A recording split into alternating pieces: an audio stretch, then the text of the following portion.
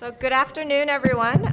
Thank you for joining us for our panel, The Challenges and Successes of Implementing Social and Emotional Learning in Hawaii. I'm really glad you folks chose to come because we had some other sessions that were really amazing, and so we feel very grateful and privileged to be sharing this space with you today. So with me are some amazing educators who are really boots on the ground implementing social emotional learning at our various schools, and I'll introduce them very shortly, but I just wanted to start with telling you a little bit about the social emotional learning journeys that we've all been on. And I have to start out by saying that we really wouldn't be here together in this way without Hawaii Community Foundation and Pillars of Peace, Hawaii. So I'm not sure if you're familiar with Pillars of Peace, but their initiative aims, in a nutshell, to grow ethical and compassionate leaders for Hawaii's future. And that's what we're all here to do, right? So it was a really nice alignment of missions for all of us. Their primary goal with SEL programming is to help schools integrate and embed SEL into Hawaii schools and to raise awareness among teachers and school administrators who really care about the well-being and thriving of our students as a whole. And so we are part of an SEL cohort that consists of 11 schools. And we've been working together from 2016 to pilot a variety of SEL programs that are out there.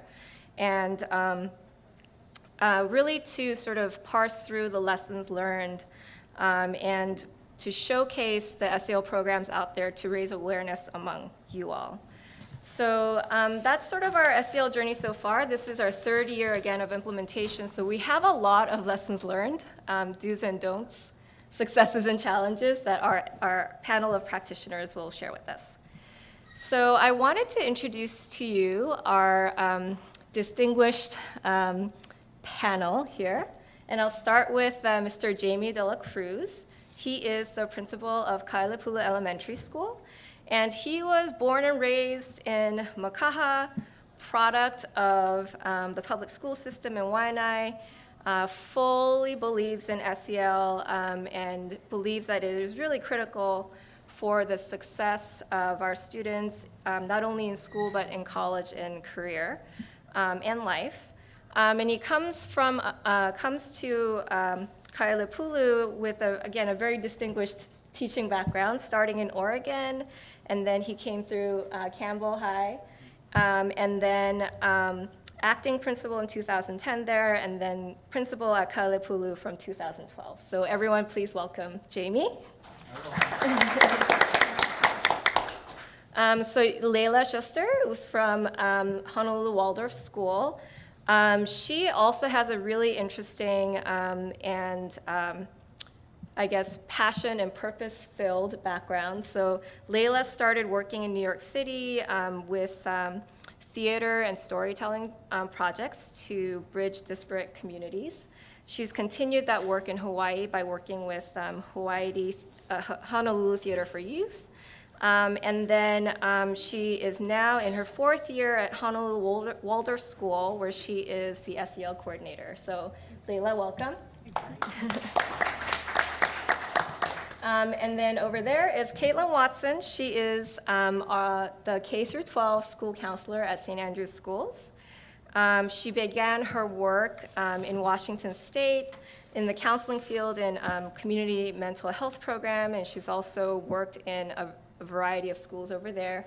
And she joined the St. Andrews community in January to not only develop our school counseling program, but also to run the social emotional learning program at St. Andrews Schools. So give her a hand. And then last but not least is Chris Zorn of UH Lab School. Chris has been working for over 3 decades working in the field of social emotional learning. And the last 15 years, he's taught music, art, multimedia, as well as social emotional learning at UH Lab School. And he's going to talk about Toolbox with us today.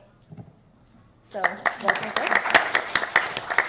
So we're going to jump right into it, and our hope is that we'll run through a few questions that we had for our panelists, and then we'll open up the rest of the time for questions from the audience. So the first question that I think everyone would like to hear from you folks about is, describe some of the strengths of the particular SEL program you're using at your school. So, Jamie, you want to start us off? Sure. I was there for the keynote during lunch, and I was thinking, gosh, when she did her little model there, the first thing I thought of was choose love and how we teach our kids that, we leave the lizard, we then come back and we nudge, at this point where our caps are off, we nudge them back, and then we hug the human. And she's talking about that same process. So, one of the things I think with Choose Love, which is amazing, is that it is brain research, is neuroscience based. It is such a great research-based program to begin with. And I can tell you from the very beginning, when I was actually initially talking with Kelly Oshiro there, was the name of the program. As a principal, I was thinking, Choose Love, I don't know. But then we kind of went through the program, talked with the teachers, and then met with Kelly, and I was like, oh gosh, this is exactly what we need. It is very easy to implement. It is hitting all of the things that we need to hit. It started with the idea of, we didn't have the research to vet what we needed, but we had a gut instinct and a gut feeling that we needed empathy. We were lacking that on our campuses. We were having issues with how our kids were relating to each other, and that just pegged it. It hit it right on the head. And so one of the things that our teachers immediately were gravitated to was the fact that I could actually for me, I have to be honest, it was free. And so talk about, ease of implementation, we're also talking about cost. And as a small school, I'm always looking at cost. And so not only, and the strange thing about all of that too was I didn't even think about cost this time, which is not common, just so you know. So looking back at that, and then actually the components within the system, it just really fell into all of the initiatives we had in our school already.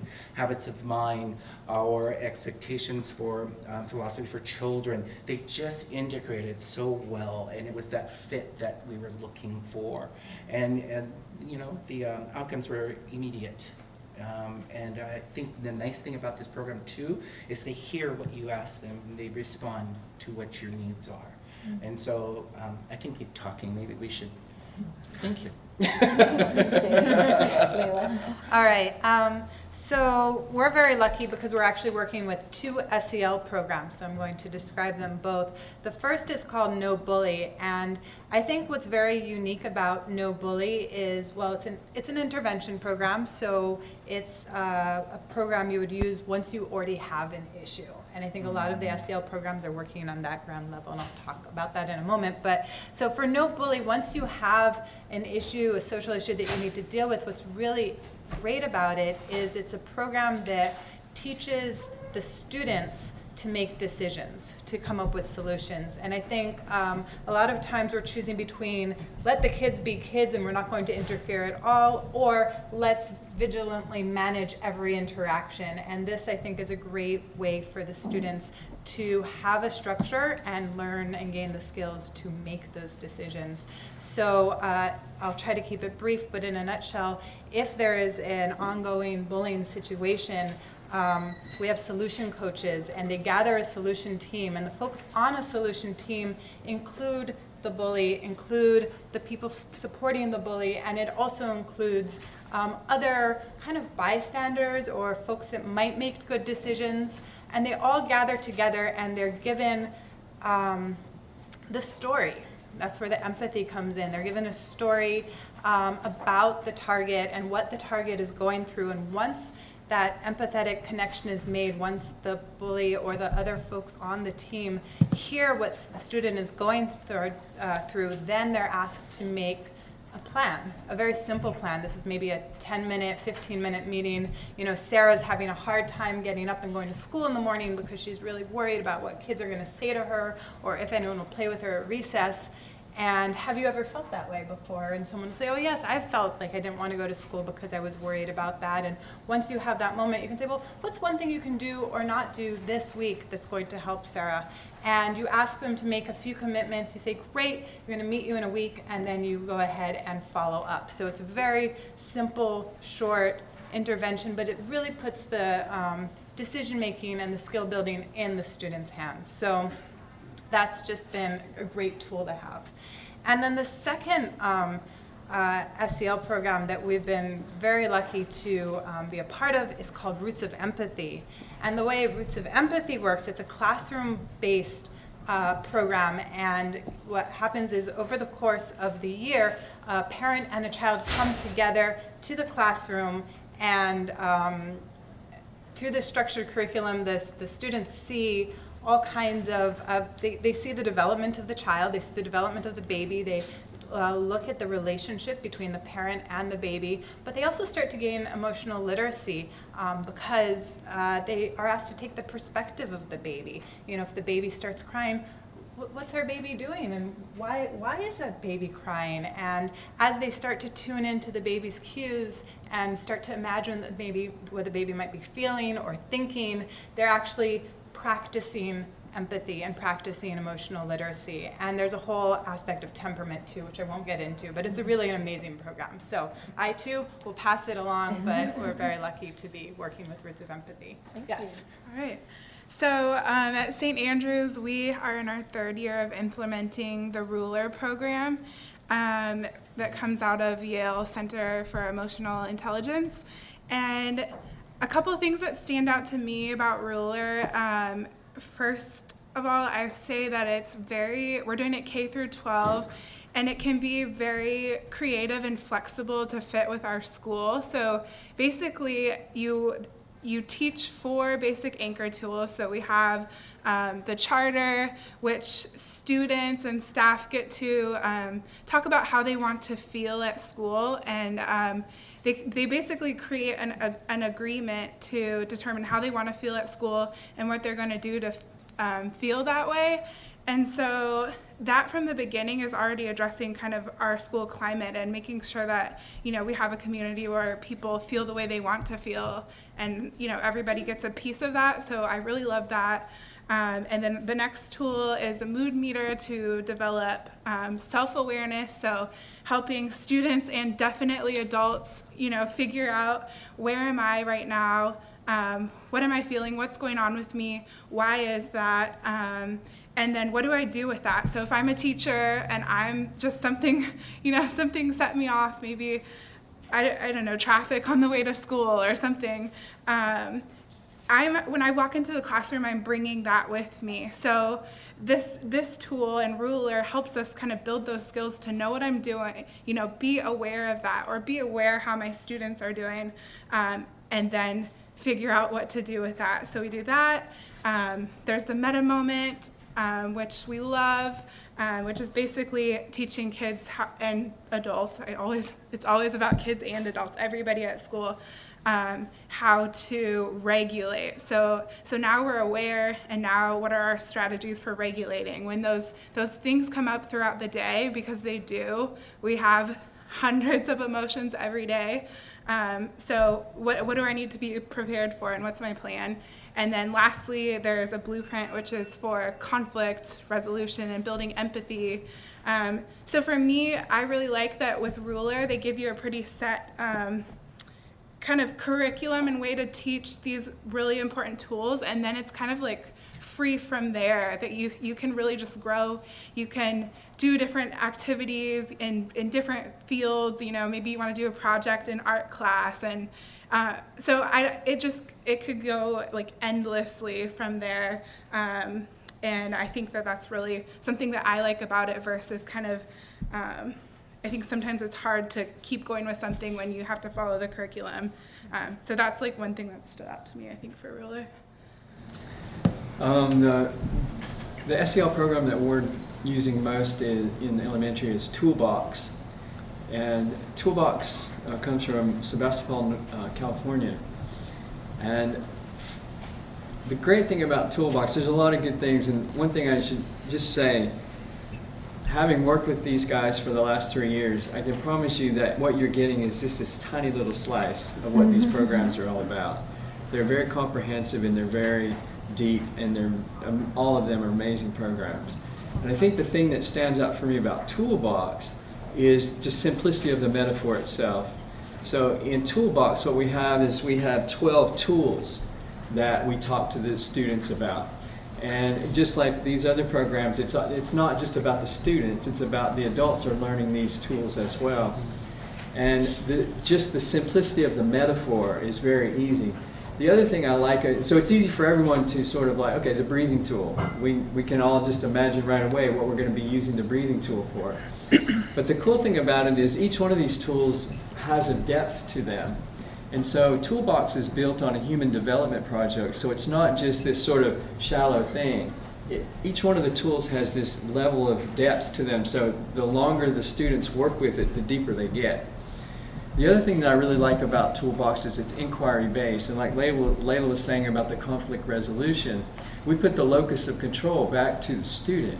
So we're always asking them, if I see a conflict between two students or two students are having a problem, all I have to do, we all wear these lanyards, and so I'll have to do these fan decks. All I have to do is say, what are 3 tools you might use right now? And immediately puts them in the space of being a problem solver. So they now know that, okay, it's up to me, and I have these tools inside of me that I'm working on and I'm developing. And then of course we think of it, all these tools, each of the tools are strategies for regulating ourselves as well as practices, things that we work on every day. And it's embedded throughout the school day and throughout the school community. Parents, all the staff, teachers, all the students, and so it gives everybody a common language. So I think those 3 things, the inquiry-based, the simplicity of the metaphor, and the fact that it's a common language that everybody now can use, those are the things that really stand out for me, I think, about Toolbox. Great, thank you. And I love the common threads, which is building self-awareness and awareness of others and empathy, as well as putting the locus of control, as you said, Chris, onto the students to be problem solvers. So the next question I have for the panelists is, what were some of the factors that are helping you move forward in your SEL implementation work? And I'll start with Chris. Well, without doubt, like Sophie said earlier, the Hawaii Community Foundation, we wouldn't be here at all, because to be able to afford the training, to be able to have staff training, all of that costs money, and we've been able to, and materials for our program, all those things cost money, and to be able to send staff to training. And so that's probably the #1 thing that's really helped us continue with the work over the last few years, is just the support that we get from the Hawaii Community Foundation. And ideally, in a perfect world, we'll be all ready to go when the funding is over, and either we'll have it completely embedded. But I think the other thing too, and this is I think probably true in all of these schools, is there are champions at the school who really believe in this work. And I think it's really hard, I would say, to implement social emotional learning in a school unless there's a few people on the campus who are really gung-ho about it and really want to see it work. And I think at our school we've had some champions like that that's really helped us continue forward. And then just spreading the awareness, getting the parents involved. As it starts to spread, the language starts to become more embedded, and it takes time, and so it's a process. Thank you. I think for our school and just my experience, having leadership and administrators and principal, all of those people be really on board and really believe in it, and that helps keep it going, because I think it's been mentioned before in other sessions that I've been in today that kind of this journey of implementing SEL is a journey, and it's not something that just quickly, like 1 year and you're done. So I think to have the the stamina, and it takes years of, trying things and, modifying them. And so to have leaders at your school who help that and like create the space for that, because we also need to prioritize, some time. And so where does that fit in? So I think that's really important. And I think also, to echo Chris, I think having buy-in from everybody, like the community and parents, are super important too, and it helps kind of spread the mission of what we're doing with social emotional learning, outward, and it doesn't just stop at the end of the school day. And those are kind of my two main things. I also think for me, going back to the why, so why are we doing this? Why is it important? I think sometimes I, as a school counselor, kind of skip ahead and I'm like, oh yeah, duh, it's important.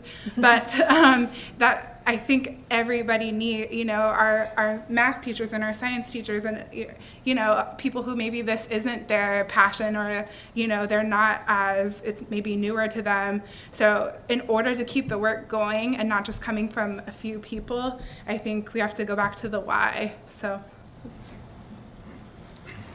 Absolutely, the support of the Hawaii Community Foundation, but also, aside from that financial support, having this cohort, I think, has really been wonderful to have other people to share the challenges along the way and reach out to for resources. And I also wanted to mention the programs themselves. Like when I think about Roots of Empathy, for instance, the passion and dedication of the people who created this program and how thoughtful and well-researched and moving the program is, I just want to do it justice, and so it drives me forward as well. Well, ditto on all of that. And I think the one piece that you just shared about Hawaii Community Foundation is that the creation of this cohort.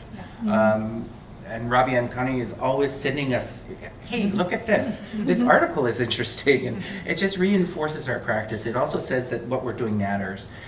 Speaking from the lens of an administrator, which took me years to do because I always took it from the lens pretty much as a teacher, because I believe I'm still a teacher regardless.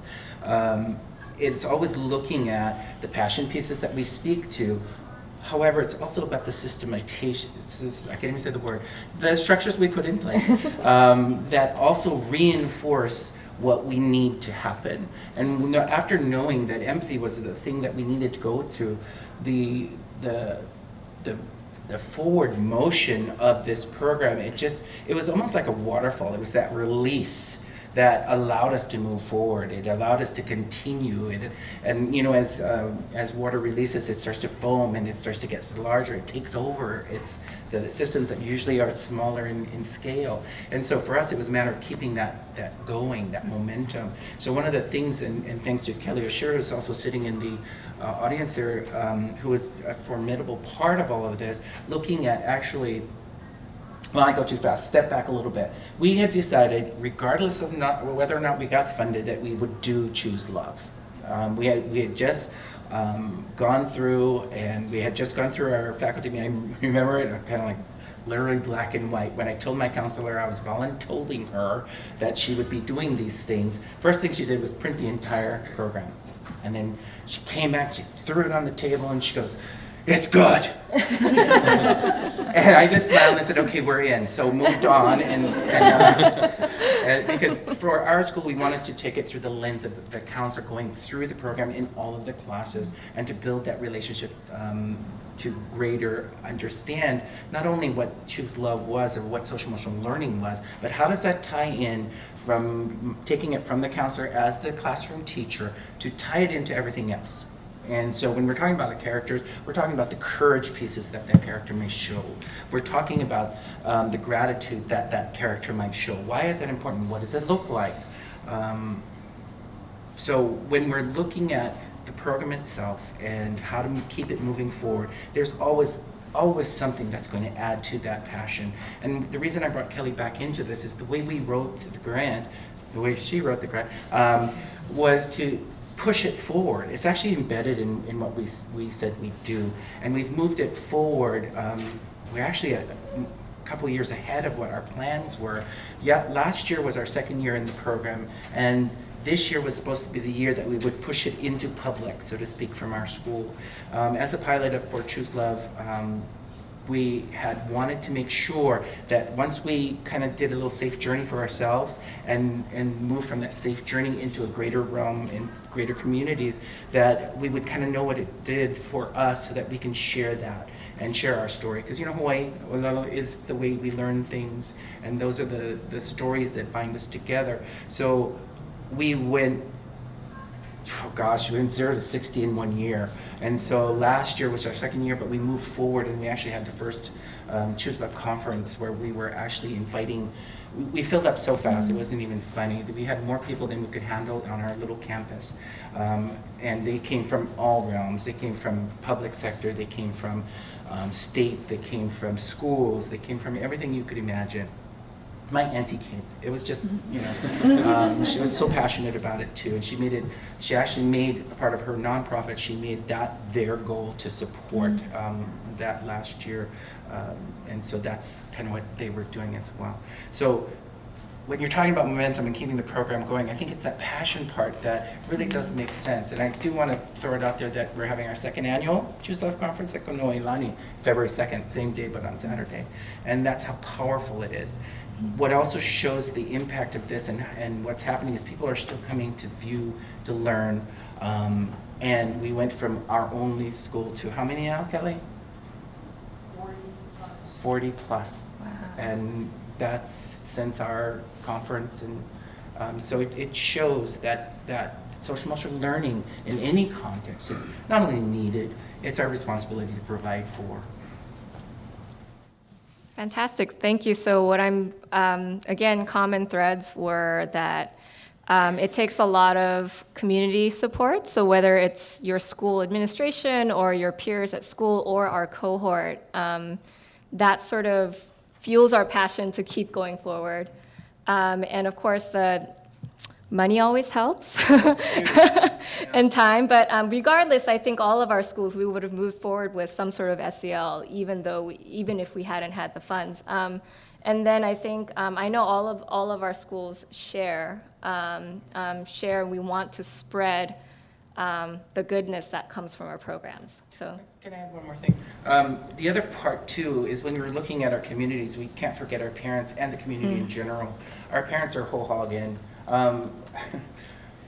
This parent is sitting in an IEP with me.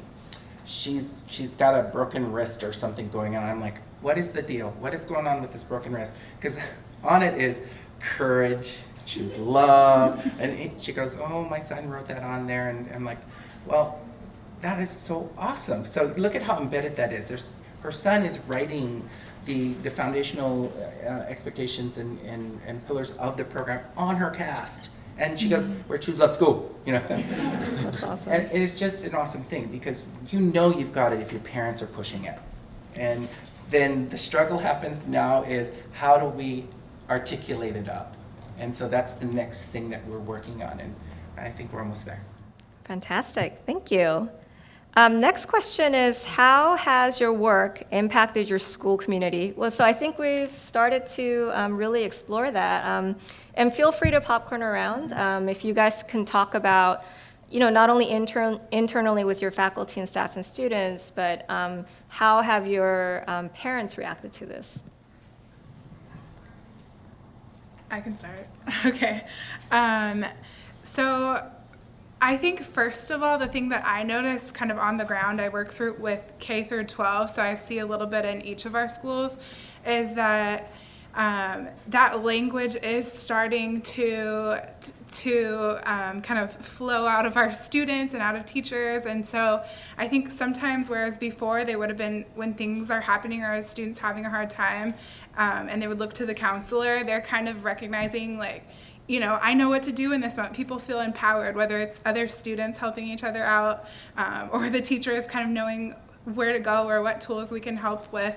So I think that that's really powerful. And another thing that I really like about Ruler is they provide a lot of resources. So we've done a couple of parent workshops that have been I've gotten really good feedback from parents because they want to know what are we teaching, their kids, and how does this apply at home or in other settings. And so being able to have those conversations and like spend a little time with parents, I think has been a really positive impact. And we're also, just one more thing, we're also doing school climate surveys, so our faculty and our students, and we're kind of in the process of looking at what that data is telling us and where more to specifically focus now that we're in our third year. But I think the fact that we're opening those doors and opening that conversation, we've learned so much. And our students, when I have them fill out the survey, I think the fact that we're asking them, what's going on at school, to me that's a positive path that we're on. Yeah, I would just add on to what she said, because I think it's the same thing at the laboratory school. There's this conversation that started, and you start to hear the language, the common language among the students. At a first grader, one of the things I always ask them on Monday, so how did you use your tools over the weekend? Tell me a story.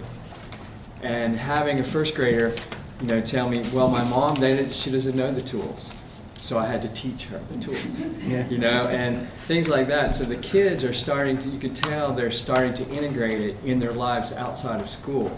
And of course, like Caitlin said, then the parents understand this, they want to know. So when they come to the parent night, they're like, well, what is this all about? We want to know. And so it starts to build that way. And I think the other thing for us, at the time when we started, we actually started our SEL thing like 4 or 5 years ago with just a research project, a simple research project. And I was sort of very naive, thinking that, if I know about SEL, everyone knows about SEL. Because I'm always the last person to know anything. As it turns out, it wasn't true. And so for us, having the awareness of what SEL is and its importance, seeing that spread around the campus has been amazing. And I wouldn't have believed that we didn't already know it. But knowing that we didn't know it, now seeing it spread is huge for us. And so I think for us, a lot of it is just the awareness and the fact that we're not going away, we're going to do something here. And so people are starting to more and more become their own champions in their own little way, depending on what subject they teach. Or we have someone teaching yoga in the high school. We have mindfulness people. And so there's these little things that are starting to spread out into the community in different ways. We have more faculty who are requesting professional development in the arena of SEL, which we never had before. So I think there's these, these little signs. There's not huge, like in Jamie's case, where we're out showing it around to 40 other schools. But I think in our case, this slow sort of movement is really important for us to see and help us realize that, hey, we're doing good work. We got to keep going. I'll add. I get so caught up in listening sometimes. I think it helps us internally to have name and a way to define, when we're looking at a student, we have a committee called a student support group, and we'll look at, the behavior, the academic, and we also now look at SEL as its own separate way of looking at a child. And just having that definition has been helpful internally. But I also do hear it going out, so when there's an issue, to know that there's something that can be done offers so much relief. For a student to know, if I'm having a problem, this is something we can try. For a parent to say, my child is upset at school, what can we do? And we can say, well, let's try a solution team. And that's just this, okay. And just to have a possible way to go through a really difficult situation has been really helpful. I think I've had parents come at a parent workshop and say, you know, I knew my daughter was a little bit unhappy, but I didn't realize how big a deal it was until she had a solution team done for her, and then she's just been so much happier since then. And similarly, at the end of, you know, we meet 3 times for the solution team, so the 3rd week, one of the bystanders who had been on a team said to me, you know, I knew something was happening, but I didn't, it was a different kid, but I didn't really think it was my business to do anything about it, but now I think it is my responsibility, and I know I have things I can do to make it better. So just to give that to a student who might have not meant badly, but not really taken an interest, to kind of empower that student to go forward and make choices is really exciting to see. Well, I think the power in understanding, like you said, but the common vocabulary, the common understanding, the conceptual basis. Sometimes we forget, because in my school, let me, I guess, qualify that. We forget sometimes not everyone knows what we know. And so, you know, it took us that first year to kind of pull it all together, and then to really start, well, actually it didn't even take that long. It was such an, it was that part where the pudding gelled. It just worked. And one of the things that we needed to do over the last 3 years was to remember that we had new families coming in, and that we needed to make sure that those new families knew. Like that example I was telling you about the IEP and the cast, she's only been with us for 3 months, but they're in. So it's a matter of understanding that we need to perpetuate and continue to keep that drive forward, and continue to make sure that our community knows what we're talking about when we say choose love. Our parents give such wonderful stories, and I'm so glad we take time sometimes to just ask. Some of the stories that were shared, they're just cute as heck, but like we have a student in the back of the seat, mom's driving down the road, traffic happens, mom is not happy. Little daughter in the back seat goes, Mom, you need to choose love. Mom calls up, what is this choose love? Oh, let me explain. Well, actually, better yet, why don't you ask your daughter? Next day, just a wonderful enlightening of what that is. And you know, Mom's like, she was exactly right. And let me tell you why. It also impacts our students in the way they view the world. I've had this student for 5 years now, where when he felt that he was in trouble, he would immediately cry. And the tears were not really for anything but himself.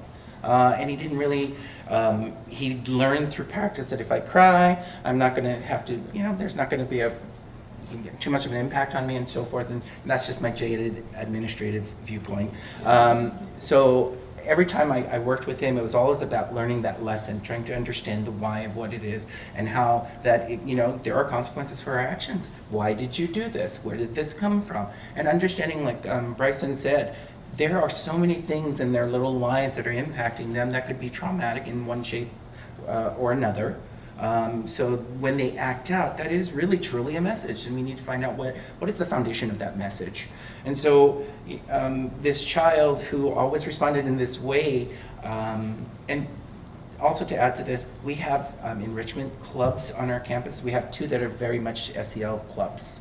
One is called Choose Love Enforcers. I guess that's an SEL club. And then the other one is just a kindness club. And they came about as passion projects on their own. And this little boy is Ezra. It's Ezra's story. He is in the Choose Love Enforcers. So I had an incident just at the beginning of the year. These kids said that Ezra was bullying them, and I thought, how is that possible? You know. So I went and I thought, okay, and just get prepared and so forth. And I talked to Ezra. I said, hey, what's the story? Because I'd already, of course, you know, I'm an administrator. I talked to everybody already. And he goes. I said, you know, these boys are telling me that you bullied them. And he goes, oh, no. Well, first of all, for him to talk to me that way was empowering, because he'd never talked to me in that way. No, Mr. Della goes, I'm a Choose Love Enforcer. I kind of paused and I went, okay, tell me more. So he went on to tell this story about how he knows what it means to be bullied. That he knows, and that sometimes when he felt that, the depth of feeling and how it affected him, really, he said, because I understand that, there's no way I can do this. Let me tell you what happened really. So I stopped him. I went and got the other kid. I said, come over here. and I put them together. And Ezra took charge, and he looked at it, the kid, and he goes, hey, I want to explain to you. This is what I saw. You and the other boy were pushing and shoving each other. So I put my hand on you and I said to stop it. Because I know what it feels like to be bullied. I know that you were going to start fighting. And the other boy kind of looked and goes, well, we weren't fighting. And he goes, no, I know what it looks like. I know what it feels like. I know what it is to be bullied. If you need to talk, come see me. So I'm trying not to respond in this moment because I'm thinking, oh my God, I wish I could have videotaped that. So many things are happening, and there is your evidence, there's your proof that it is so deeply needed to be taught, to be identified, similar to what everyone in this panel has said, that you as a school need to provide for these kids so that they can figure these things out and then they can run with it and teach you. Because that was such an impactful and powerful thing for me. And we have so many of those stories, so let's facilitate them. Fantastic, thank you. So there's like tons of really beautiful anecdotes that I'm hearing, and I just feel like this image of like these beautiful plants sprouting from the soil, and the water was all the time and energy and effort that you folks really put into systematizing and making sure that SEL is a priority at the school. So thank you, that was really beautiful. One last question, and we'll have to sort of really speed through just so we can give time to the audience, is you're in your third year of implementation. There were highs and lows and, all of those things. Knowing what you know now after, this is like third year, what would you do differently? I'll do a one-sentence answer. I think I would get more buy-in in advance so I didn't have to convince people after the fact that I have this wonderful program that you really want to do. But know that I had that group that you were talking about ahead of time that's really going to support each other through the journey. Yeah, and I'll just jump in and say basically the same thing. I think what I would have done is tried to get the adults to understand how important it is first before choosing a program. We had a committee of teachers choose the programs that we ended up using, and before I would have done that, I would have had the whole faculty start to understand more about what SEL is and get some training that way, and understand that the adults have to model this, and we have to be caring adults and modeling these behaviors, and maybe follow the ruler example of rolling it out with the adults first before we actually did it with the students. Some slower approach before we actually did the program with the kids. I would pretty much echo that. Ruler they recommend that you spend, I think, the first year just working with the adults before you even introduce anything to the students.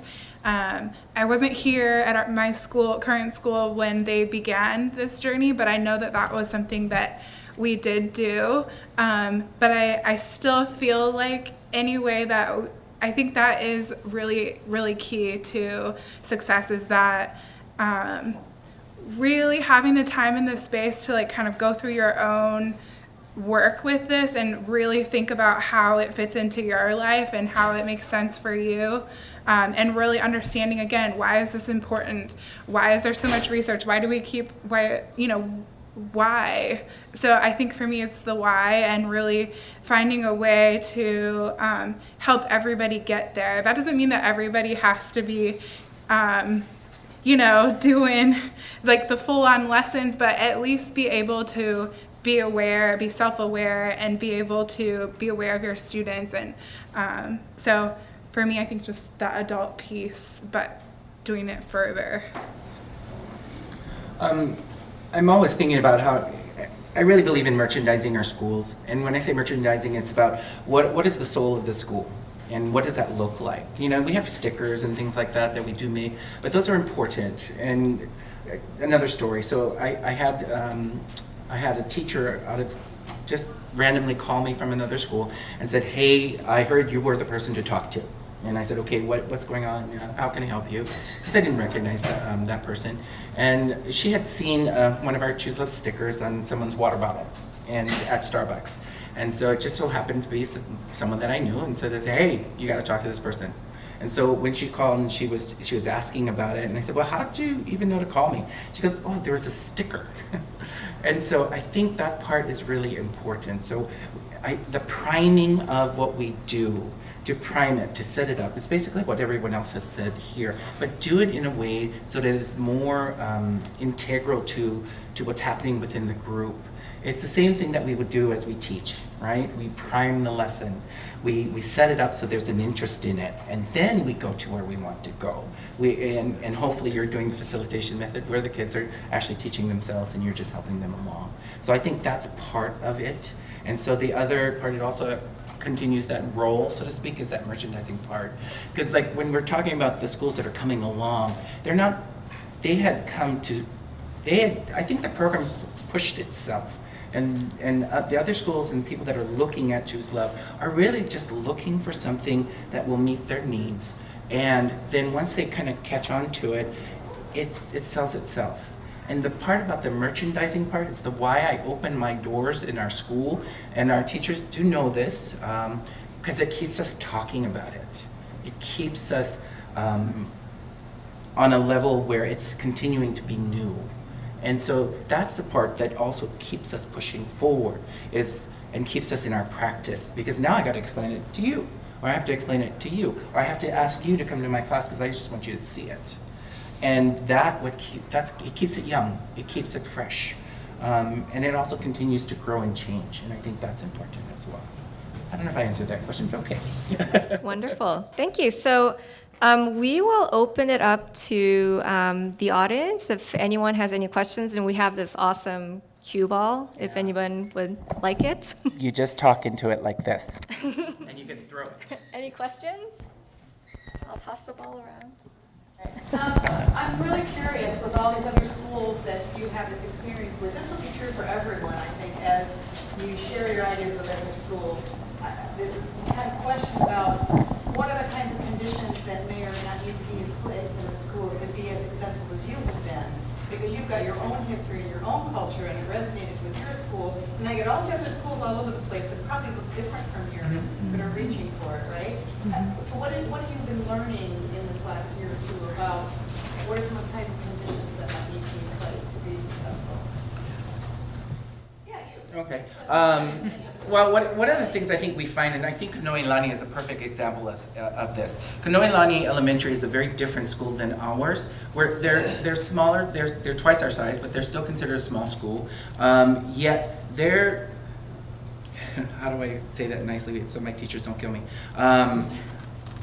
Our school is very connected within the staff and the community. And it's also very, well, I use the word gut. There's a lot of gut feelings there. Then we go and research it and say, yeah, our gut's right. And so that's our school. Kanoilani is very assessment-oriented, very fact-oriented, very, we gotta look at this program. No, we gotta get the checklist, you know? So when they started to come to us to look at what that looks like, and then, you know, they really did find that the program was something that they could use and met their needs, but they did it in such a different way. So I think to answer your question is, we've got to look at sometimes what are the needs of the other school and you know, create that conversation so that we can then help them see the connections that they already have. And Kanoilani did it all in their own and just very analyzed it to the cows came home. And then the way they talk about the program is kind of different than us. But again, it's based on what are the needs, what does it look like in that climate and culture. One of their questions was how do our parents buy into this? Whereas ours, we didn't give them choice. They just came with us. So I think that's the context of that. It's looking at the priming. What needs to be in place first for it to even be discussed or what have you. And so for what they did is they did research first. I'll add to that because we're working with two different programs.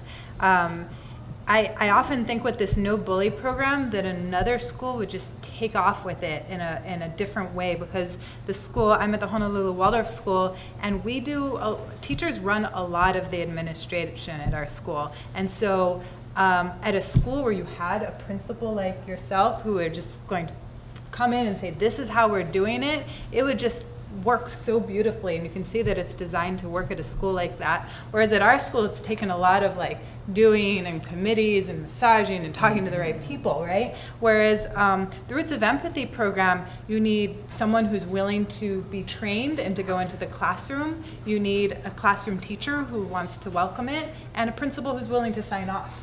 And so it kind of works very differently. You know, some of these programs are really overarching. The whole school needs buy-in, some it's classroom by classroom. And so, yeah, I think that's a really important question.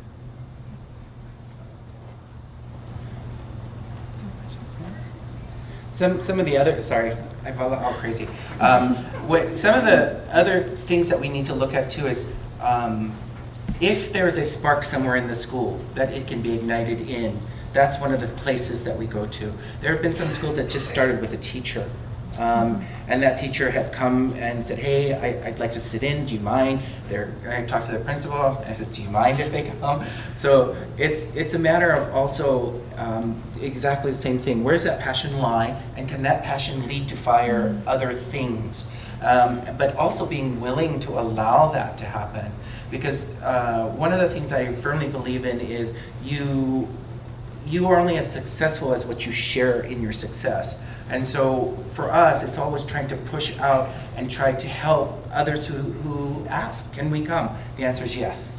You know, it's always just trying to make sure that we are available to help, and even if it's just to come and see for a day, even if it's just to say, can I come to this training? Because I have no problems with that. I invite people to trainings all the time, not a problem.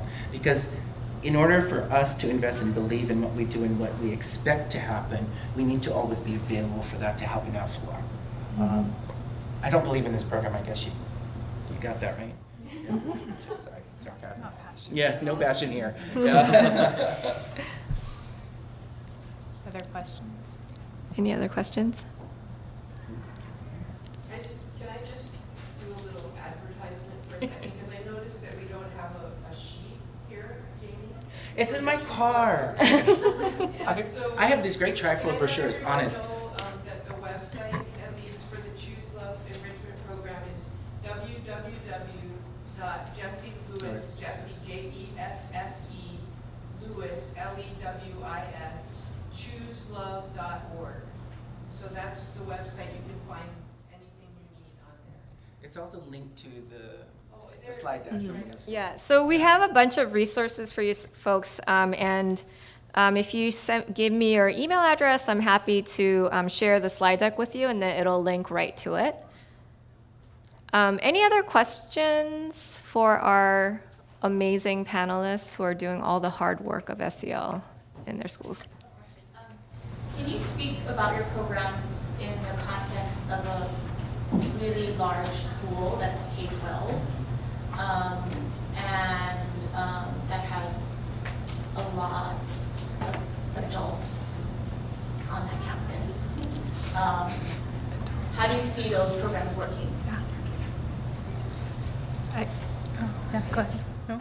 I Go can ahead. Yeah, go ahead. Well, we are a K-12 school, not a large K-12 school, but again, I've looked at lots and lots of ruler stuff, and I've been trained by the ruler people, and I think it's worked all over the country in lots of different settings. And for me, it's because of that flexibility piece. It gives you a really easy, not easy, it's never easy, but it's laid out pretty clearly, kind of the foundation, and you can just grow from there. And I think, again, starting with being really clear with the adults about why this is important, why this is going to help our students. It helps them, we love to talk about academics, of course. It helps them, that kind of pulls some people in. Or for me, I think about like the workforce that we're preparing our students for. It's much different than it used to be. So it gives really clear tools about how to teach adults and how to work with them and how to start that process. And then again, it's a solid foundation for the students, and then you make it work kind of for your setting. So if you need more, maybe you have a lot of STEM projects going on, like how can you tie this in? Because we all have the language now. So that's what I like about Ruler, is that it has that specific kind of curriculum. If you need that structure to get it going, to have, people feel comfortable. But then from there, literally you can go kind of any way, or you can work in other programs. So I think it could work really anywhere, as long as you have that buy-in and that solid foundation. Just to add to that, all of these programs, we're not proving that they work. They're all research-based programs. So they might work better in some contexts than others. I think one of the things we talked about earlier is kind of this over time growth that happens. So even like for a program like Roots of Empathy, if it's in one classroom and if it's like one grade, let's say you choose all third graders will get it, or all fifth graders will get it, all the students going through that program, through the school, will at some point get that program. So you can start really small. You don't have to do a full school-wide rollout depending on the program. Yeah, and then the same with No Bully, it's just, it's referred to a solution coach. So if someone's running into a problem, then they know where they can go. And again, you don't have to transform everything at the same time. Yeah. I would say for Toolbox is actually a K-6 program, but they have plans to write a middle school and high school program, and so it's not written yet. But the great thing about Toolbox is that the metaphors of the tools and the tools that are actually used are scalable. I teach high school as well. We're a K-12 school as well, very small. But I teach high school and I use the same metaphors. I don't use the same language that I would use with my kindergartners and first graders, but I'm talking about the same tools. So I think in terms of Toolbox, what it requires is teachers who get the depth of the tools. They understand what the tools are about themselves, and they use the tools themselves. Once you have teachers like that, then Toolbox can be applied at every level. And I think the difficulty is in growing teachers, period. As we grow and as we develop the skills ourselves, then we can model and teach those to students. No matter what program it is we use, like if we're using Ruler, we got to know how to use the meta moment, period. If we don't know how to do it, we can't teach it to the students. And it's the same with the 12 tools of Toolbox. We talk about using our words tool, our listening tool, or some of the other tools, the empathy tool. We have to know the depth of that tool ourselves. And once we hook into that, I can teach any grade level. And also when you get into middle school and high school, you're looking at restorative practices, just like the Ruler Blueprint. You're looking at restorative practices, and Toolbox fits very well into restorative practice as well. But again, you need teachers who understand what that means. And so I think it's one of those things for us. One of the reasons we chose Toolbox is because of its flexibility. We knew how flexible the program was. But what we didn't count on was how long it takes to grow the adult awareness. So I think before you choose any program that you want to try to use K-12, you got to think of the adult piece, because that's going to have to happen. So I'm prejudiced because I do like Choose Love. I like its ability. I like its scalability. I like its applicability in any situation. When you're talking a K-12 situation in a large school, and I've taught every level, and I came from Campbell High School going to, I went from the largest school to the most little, cutest, pretty school. And I was afraid of kindergartners, but now I'm not. So when you're looking at a K-12 continuum, and Choose Love is a K-12 continuum, it's priming that. I'm really, in my administrative mind at this point, I'm always looking to see who the opinion leaders are in our school. If you have an abundance of adults, I'm going to look for those adults that people look to. And so when I'm looking at something and really trying to, kind of infiltrate and make and embed and really plan for success, I'm going to prime with those people. And then I'm going to take those people and I'm going to then make sure that they understand, what the needs are. Seneca start with the why, that's what we've been saying up here, looking at that core piece and saying, okay, now with this in mind, can we look through this lens at this program or whatever program you choose? And then make sure that those people are with you and then start to permeate that. And so the reason, again, about the applicableness of this program in particular is it's not difficult to get going. It's just not. And that's one of the things my teachers say to everyone. If I have a situation that my counselor is not coming in today, I can look up what the counselor is doing today and I can take it over like that. And it just becomes embedded in what our practice is. So that's one other thing to look at. However, when you're looking at a K-12 scenario, lots of adults, I'm going to start picking and choosing and really look at how to make sure that those people understand what it is we're trying to accomplish and then move forward in whatever it might be. That's that kind of hope. Thank you. Those are really great question and great insights. And I'll just add to that from my personal observations, what I noticed was that whatever tool that we're trying to teach teachers about, if it resonates with them personally, like you got them. So for our school, it was a meta moment. That just completely took off. And now all of our teachers on a daily basis talk about, oh, I had to take a meta moment, So anyway, we are out of time, and please offer your applause and thanks to our wonderful panelists. And if you'd like the link to this slide deck with all of the links and things, just come forward and I'll take your email. Okay? Thank you.